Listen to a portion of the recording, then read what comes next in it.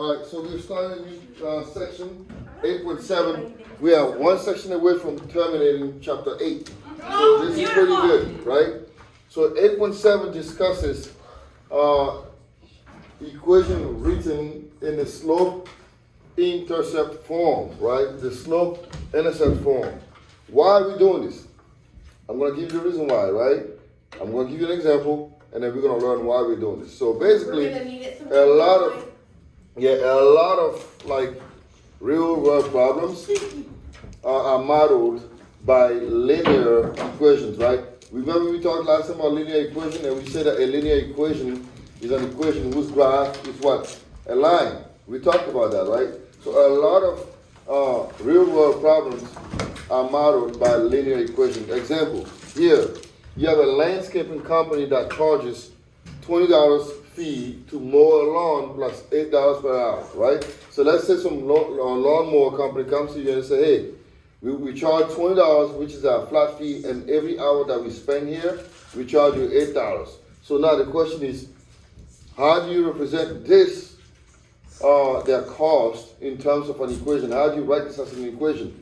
And this is what it would look like, right? You guys know, it's a $20 fee that is fixed. No matter what, it's $20. And then every hour they spend on your lawn is an extra $8, right? So the equation will be y equals 8x plus 20. And this here, ladies and gentlemen, is called the slope-intercept form. This is how you represent an equation that is linear using what we call the slope-intercept form. Okay, why do we call it that way? Because there are two things here that make that, right? The first thing is M. What did I say the M stands for? If you remember last week. What's M? Slope. Slope, right? And now we're going to learn a new terminology. B. B is called the y-intercept, right? The y-intercept. Why do we call it the y-intercept? Because at that specific point, the line crosses what axis? Y-axis. So every time you cross the y-axis, you have what we call the y-intercept, right? So an equation can be represented using the slope and the y-intercept form. So a real world problem can be translated to look like this. And then you can figure out, okay, how much would it charge me if they spend $5 on my lawn? You can use this equation. You go to 5 times 8, you're going to add 20, right? So we can use a linear model to represent a real life example. And this is what we're doing. So why are we using it? Because we can use it with linear models. Okay? Does that make sense? Now that we understand what a linear or y-intercept form is, I want you to identify these two here, right? So if I have an equation written as y equals to 8x plus 20, if I ask you to state the slope and the y-intercept, how would you do it? If I say state them, I mean identify them, right? So what is the slope here? 8. And what would be the y-intercept? 20. 20. Very simple stuff, right? So if I say state the y-intercept and the slope, you just have to tell me what they are, because the slope is m and the y-intercept is 20. Yes?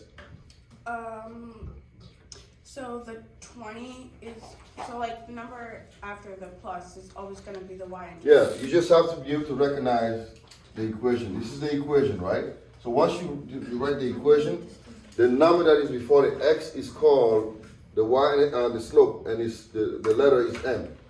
And then the b is the y-intercept. And the y-intercept can be written two ways. You can just write b is equal to 20, or you can use the coordinate format, which is 0 and the number, right? This is the y-intercept. This is how you write that. Kinsley, I hope you're paying attention and not getting goofed up by Caitlin Clark, because she got hers already. You need to get yours first, right? So stop drawing Caitlin Clark. We're going to talk about her later on. All right, so here, quick, I want you to try this. So I want you to tell me what the y-intercept is here and what the slope is here. So here's what I want you to do. I want you to write the slope using m. You say m equals, and for the y-intercept, you can write b equals, or you can go this way, 0 and whatever 20. So what do you think the slope is here for this equation? Yeah? -3/4. The slope is -3/4. Does anybody agree with that? Right? That's the slope. It's -3/4. Now what's the y-intercept? Yes. What's the y-intercept? 3/4. Excuse me? 3/4. No. Wait, which one are we on? We're here, right? We're doing the first equation. Oh, So 5, the y-intercept is 5. Or you can write 0, 5, right? You can write 5 or just say 0, 5 because it's a coordinate, right? So the y-intercept is b. So now here it's a little harder, right? I have y is equal to 2x. What do you think the slope is here, Nora? 2. The slope is 2. What about the y-intercept? 0. 0, right? And I did this on purpose because I get you an equation that has a 0 y-intercept. So if you were to rewrite this, it would be 2x plus what? 0. You see there's nothing there. That means the y-intercept is 0. Does that make sense? Right? It's 2x plus 0. I didn't put that there for a purpose. I wanted to see if you could recognize it. Right? So your job is to always say, can I rewrite this as y equals to mx plus b? And if you can, you're going to go, yes, this is y equals to 2x plus 0. So my y-intercept is 0 and my slope is 2. Right? Now here, what do you think the slope is here? 0. 0, right? And the y-intercept is? 5. 5. So if you were to rewrite this, this would be y equals what? 0x plus 5, right? So therefore you recognize that your slope is 0 and your y-intercept is 5. Does that make sense? Right? This is very simple stuff, yeah. So for the second one, 5, if it doesn't have an x next to it, then it's automatically going to be assumed that it's the y-intercept. That's right. Good observation. Yes, I like that. Right? Now, so we're past this. So now it gives you a bunch of equations. So you're able to recognize the slope and the y-intercept. Right? Now here, it's a little different. Right? I still want to state the slope and the y-intercept. But what do you see here that is different from what we have in the middle? The y is with the x. The y is due to x. So what do I have to do to find the slope and the y-intercept? I have to solve for what first? Here, I have to solve for what? Oh, think again. Why? I want to put the equation in terms of y, right? Because this is negative 4x plus y equals to 2. What we are trying to do is, we are trying to go here. We are trying to go to this here. This is what we are trying to do. So it would be negative 4x minus 2. Negative 4x minus negative 4x. Well, here's what. The y is already here, right? I have negative 4x plus y equals to 2. I already have that. So what I need to send away is what? I need to send the negative 4x away. I need to move it from here to here so I can have my y equals to mx plus b. So what I'm going to do is, how do I get rid of the negative 4x? Minus negative 4x. Oh, Plus what? 4x, right? I'm going to do that here. Okay? So now this will cancel out and I get y equals what? 2 plus 4x. Don't I? Right? But here's the thing. I don't want it to be 2 plus 4x. I want it to be what? Something x plus b, right? So we know that addition is what? Commutative. Do you remember that? So can I switch this? I can. You can? I can switch them. 2 plus 4x is equal to 4x plus 2, isn't it? 2 plus 4 is the same as 4 plus 2, right? So I can rewrite this now and say now I have my y equals to 4x plus 2 because I want to put it as mx plus b. I know that 2 plus 4x is the same as 4x plus 2, right? So now, what do you think my slope is and what do you think my y-intercept is? What's the slope? So negative 4. Slope is? 4. 4, right? You can just circle it. Slope m is 4. And the y-intercept is? 2, right? So this is how you do it. Now that we know how to do this, I'm going to give you an example here. We're going to try to graph linear equations. It's probably one of the simplest things ever, right? So now we're going to learn how to graph it. Graph linear equations. So how do we graph a linear equation? So if I give you this equation here, let's try to graph this one. We have y equals to 4x plus 2, and I want to graph it, right? To graph it, first I need my set of axes, okay? I'm going to have my axis here, and I'm going to show you how to simply do it without complication, right? So now, we're going to learn how to graph this. So remember, the slope what definition I gave you for the slope is the rise over the run, right? The slope is the rise over the run.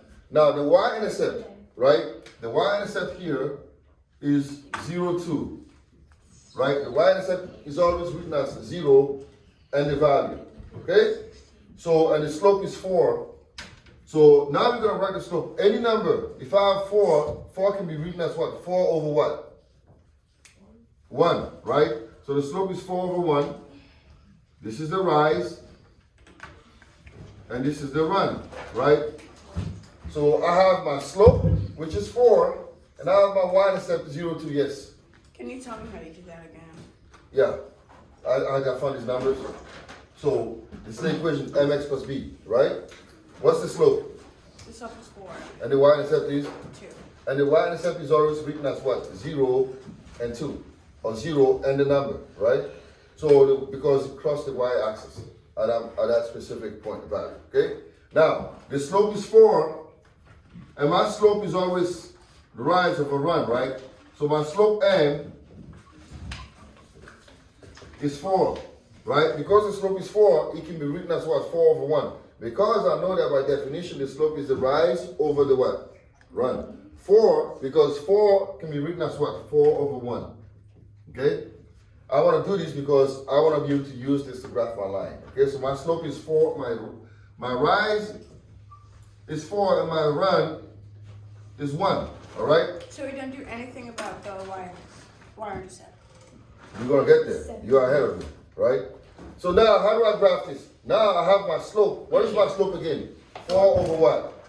And then my y-intercept is what? 0, 2, right?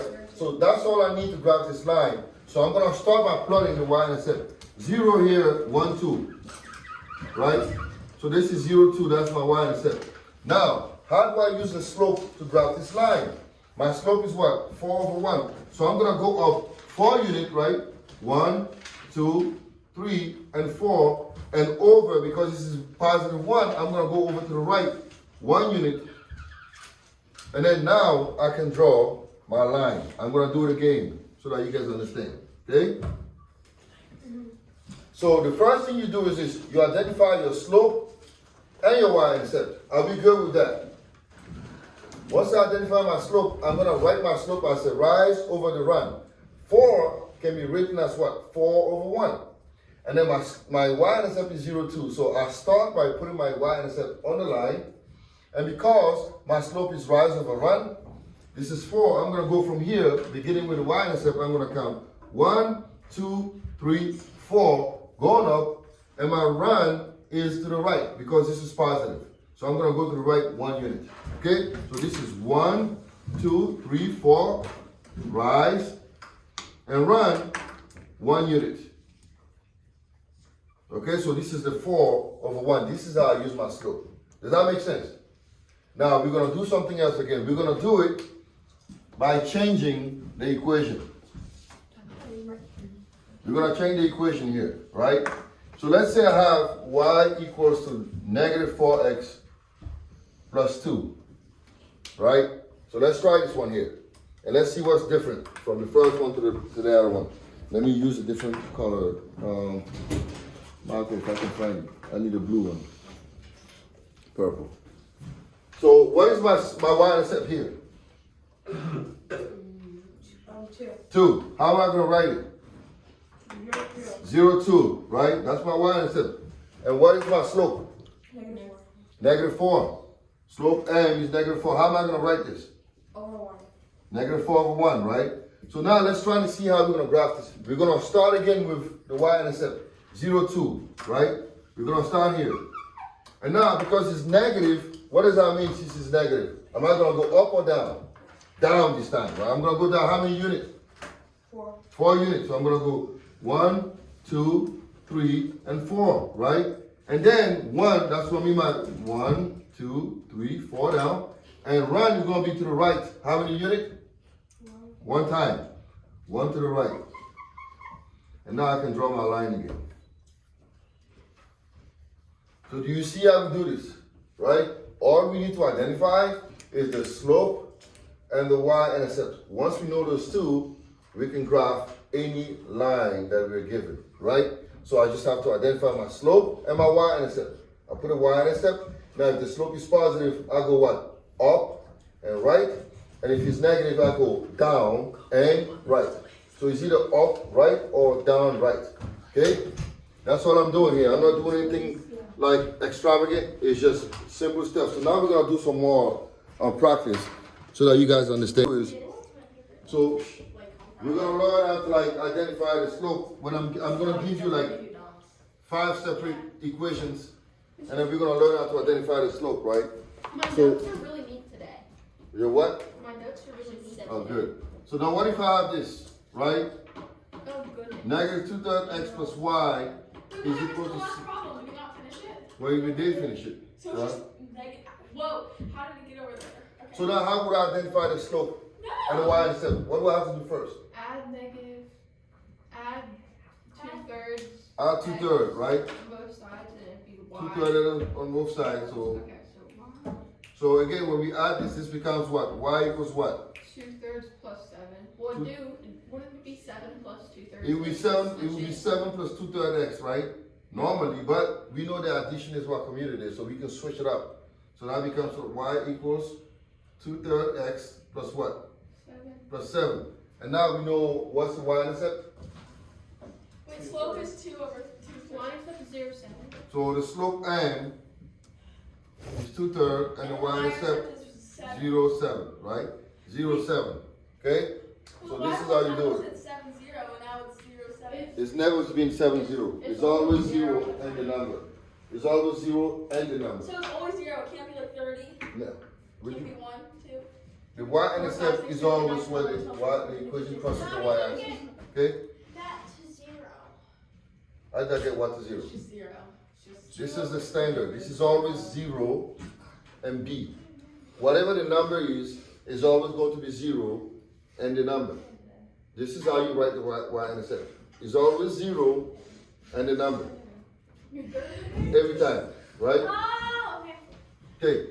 Now let's say we have this Did here. you say I'm a can today? I said, oh, okay. No, I was talking to Carly. She So was what if like, I have x plus y equals to 5, right? Subtract x and it'd be negative x.